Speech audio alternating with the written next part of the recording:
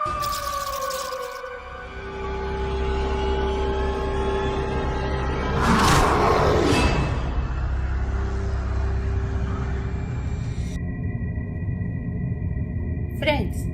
कुछ समय पहले मेरा एक सवाल था, क्या भगवान होता है?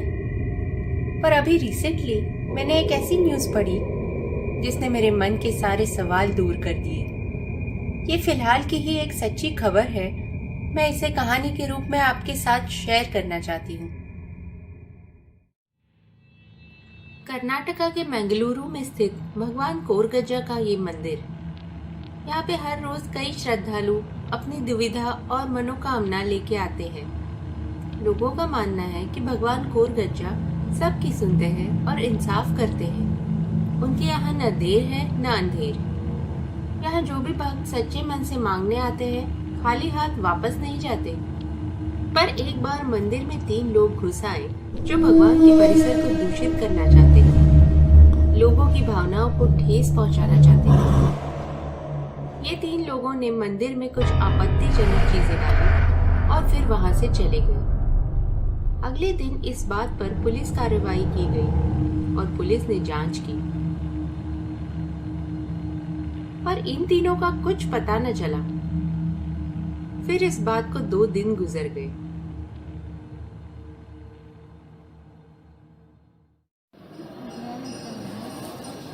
पुजारी जी अपनी आरती कर रहे थे, तभी उनकी निगाह 2 लोगों पर पड़ी।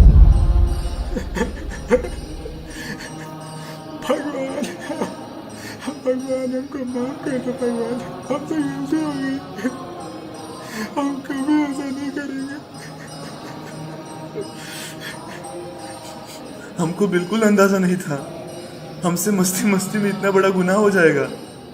रहम कर दो, आगे से कभी ऐसा पाप नहीं करेंगे। पुजारी ने नजरअंदाज कर दिया, पर फिर वो दोनों पुजारी के पास आके रोने लगे। पुजारी जी, पुजारी जी, हम दोनों से गुनाह हुआ है। हमें जो सजा हो हमको कबूल है। मेरा नाम अब्दुल और ये तौफीक है। हमसे कुछ रोज पहले मंदिर में पाप हुआ है।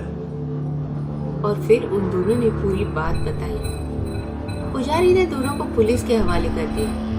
पुलिस ने उन दोनों से पूछताछ की।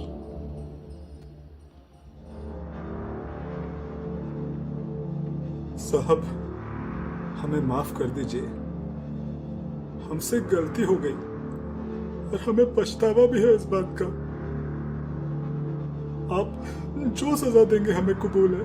अच्छा, ठीक है, पर तुम खुद से क्यों आए?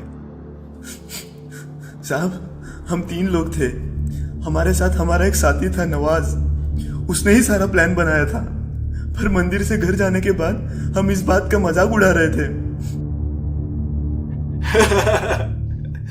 भाई, मजा आ गया। कल जब इनको पता चलेगा तो इनकी शक्लें देखने लायक होंगी। हाँ रे, क्या बोलते हैं भाई, कल देखने चलेगा? हम लोग के बात करते करते इकबाल की आंखें बदलने लगी। फिर वो डरावनी आवाज में बोला, कल किसने देखा है? मेरा इंसाफ आज ही होगा। ऐसा लग रहा था जैसे वो अपने आप ही में नहीं है। ऐसा लग रहा था वो कोई और ही है। हम दोनों हैरान थे। साहब, फिर वो कुर्सी से गिर गया। वो अपना पेट पकड़ के लेटा था और दर्द से चिल्ला रहा था। वो पागलों जैसी आवाजें निकालने लगा। हम लोग बहुत घबरा गए थे। और फिर साहब, वो अपने मुंह से खून उगलने लगा। कोरगज्जा माफी, कोरगज्जा माफी, कोरगज्जा माफी।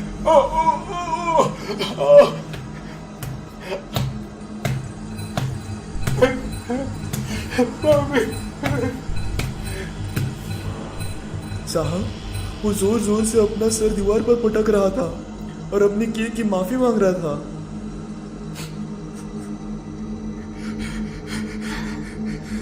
पर उसे माफी नहीं मिली। वो तड़प तड़प के मरा। साहब, हमको समझ नहीं आ रहा था कि हम क्या करें। हम वहां से भाग आए। बाद में पता चला कि हमारा दोस्त मर चुका है। डॉक्टर्स को भी कुछ समझ नहीं आया कि क्या हुआ। सच तो सिर्फ हमें पता था। साहब, हम वहां से तो भाग आए, पर आज मेरे पेट में अजीब सा दर्द होना शुरू हो गया है। तब मैंने ही इसको बोला कि चल मंदिर जाके भगवान से माफी मांग लेते हैं। अगर नहीं गए तो जहन्नुम की आग में जलना पड़ेगा।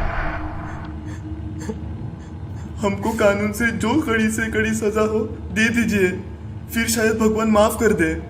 कोरा गज्जा से माफी दिला दो साहब।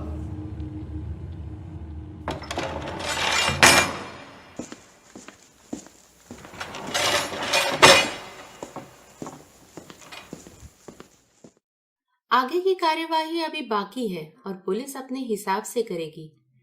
पर इस कहानी से हमें एक बहुत बड़ा सबक मिलता है कि हमसे ऊपर एक बहुत बड़ी शक्ति है जो हमारे अच्छे बुरे कामों का हिसाब रख रही है।